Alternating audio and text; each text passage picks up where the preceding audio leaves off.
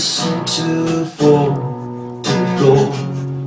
Hello, welcome back to another pen talk. This is another pen from my DC pen show. Not the last one I'll review, but certainly the big pen of my pen show.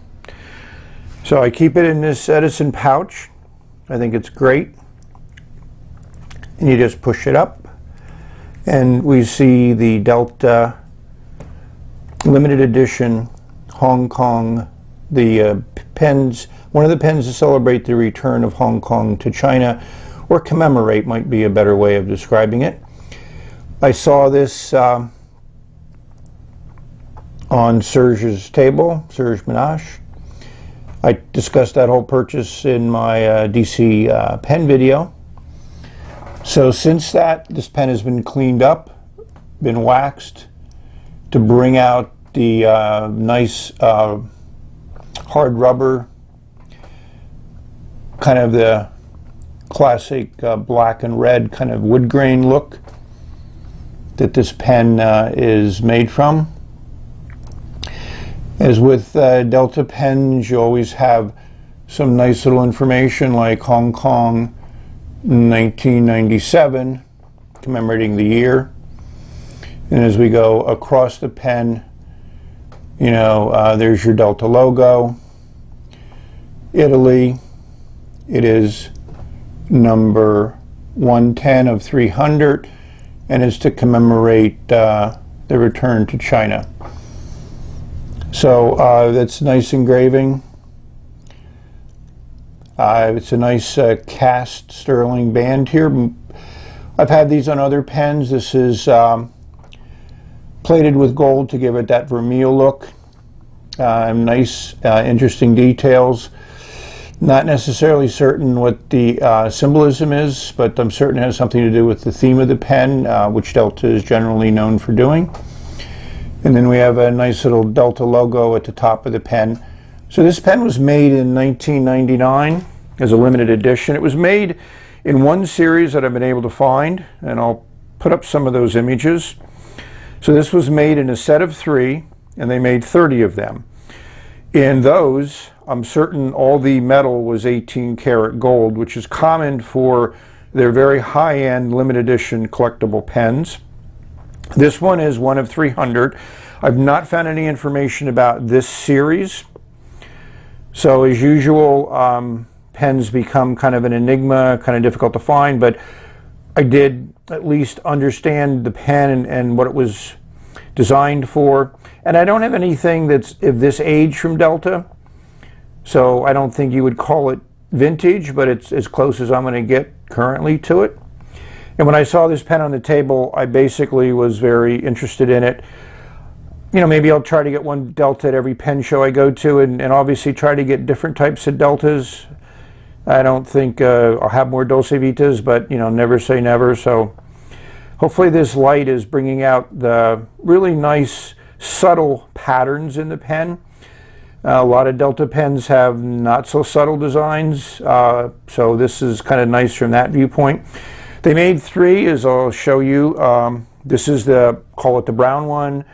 They made a green one and a darker color one, which commemorated China and England, or the UK. So there were the 3 people engaged in this. This pen represented Hong Kong. So that's kind of nice. Also the color that I was looking for. I'm not looking to collect all 3 of them. This one satisfied my desire. The lever fill works really well. It's a screw cap. It fits really tight. Not necessarily the same type of threads that I'm used to from Delta, but they work well. And who knows what may have changed. You know, this is a natural material, so it does change with age. A very nice two-tone 14 karat gold nib. And I had to double check because it is 18 karat. My mind said it should be 18 karat. You know, it's 750 at the base of the nib. It's very good at showing that. It kind of just has a Delta logo in it. It doesn't really have kind of what they've done with the Indigenous People series, where the nib design represents, you know, the engraving represents something pertaining to the theme of the pen, but this one doesn't seem to do that. It's a very good sized pen, fits nicely in the hand. It's fairly light, we'll give you those dimensions.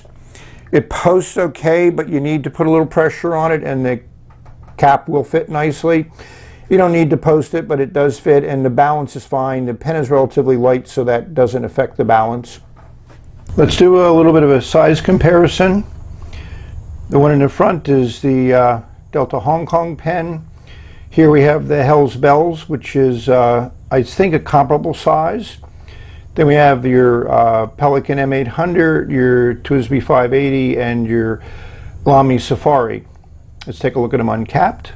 Uncapped, there's a lot of similarities. The nibs are pretty close in size, a little bit different in shape, but there's more similar. And the interesting thing is the section on the Deltas is definitely on the beefy side versus the M800, which is not considered a small pen. The 580 is smaller, just like the Safari, but it is interesting to put them in combination like this and to compare the two nibs. So Delta is, obviously this is their new logo with the kind of inverse of a nib, and that's a little bit different, but you know, the scroll work is kind of similar. You know, again, scroll work is scroll work, and it's on a lot of nibs. As you can see on the side, it labels the nib size. So I wanted to get something different in my collection. I do that when I go to pen shows. So this one, like I said, caught my eye, and I haven't done anything with Serge before. Didn't expect to do anything with him. Haven't really met him or talked to him, so that made the show kind of nice and interesting. So this is a new paper that I just started trying out. It's from Spain. 70 grams, but as you can see, it's extra opaque paper. It's extremely smooth, kind of reminds me of a little bit of Tomo River paper in its smoothness and how thin it is. I've been writing on it with this pen and other pens, so I'm very happy with the paper. This may be my new kind of daily journal where I basically keep my business notes and those types of things that I do on a regular basis. So I also love Delta nibs. I haven't found a Delta nib that I don't love, and they all have their own unique characteristics, but they all kind of share what you may call a Delta feel. So we'll put this one here.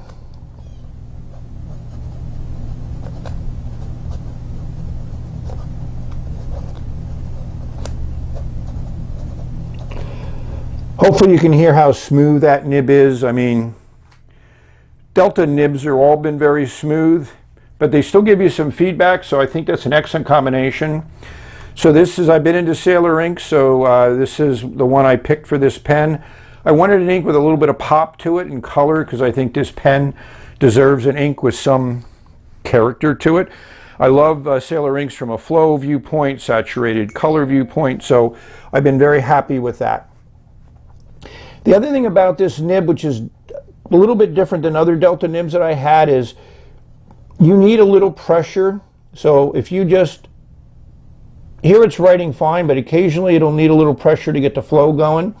I think Sailor inks have a tendency to dry quickly. So if you leave this thing uncapped for a minute or two, you'll need to give it a little bit of a start.